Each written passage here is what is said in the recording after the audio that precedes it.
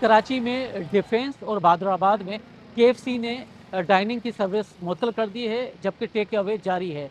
गुज़िश्ता रात तकरीबन 8:30 बजे के करीब डिफेंस ख़याबान इत्तेहाद में वाक़ केएफसी की इस ब्रांच पर नामालूम अफराद ने हमला किया था।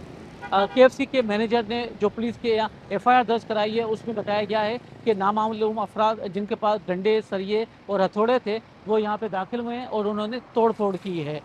उससे उनका कोई जानी नुकसान तो नहीं हुआ, तर ताहम जो शीशे हैं, जो टेबलें हैं, जो फर्नीचर है, उसको तोड़ा-फोड़ा गया है।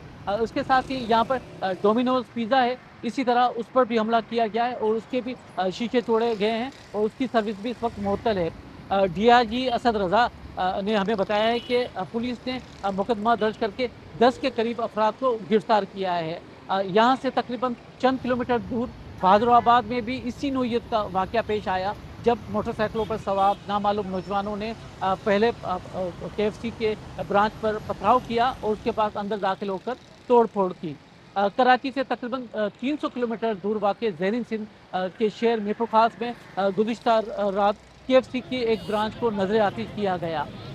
सरकार की तरफ से जो एक एफआईआर दर्ज की गई है, जिसमें बताया गया है कि नामालूम जो अफराद हैं फ़लस्तीन के हक़ में और इसराइल के खिलाफ एक जुलूस निकाल कर केएफसी के बाहर जमा हुए और इश्तियाल अंगेज़ी की। पुलिस ने जब उन्हें रोकने की कोशिश की, तो उन्होंने पुलिस पर पथराव किया और बाद में जो केएफसी है, उसको नज़र आतिश किया गया।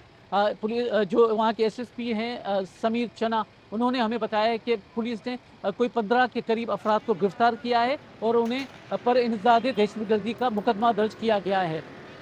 दो दो कराची हो या मीरपुर ख़ास हो, पुलिस का कहना है कि ये दोनों वाक़यात के लिए जो सोशल मीडिया है उसका इस्तेमाल किया गया।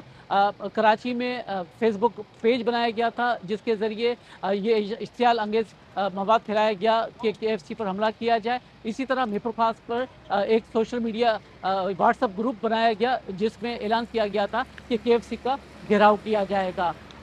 गज़ा पर हालिया इसराइल के हमले के बाद कराची में मजहबी जमातों की तरफ से भी एहतजाजी मुज़ाहरे किए गए थे और चंद रोज़ पहले तहरीक-ए-लब्बैक पाकिस्तान की तरफ से हड़ताल भी की गई थी।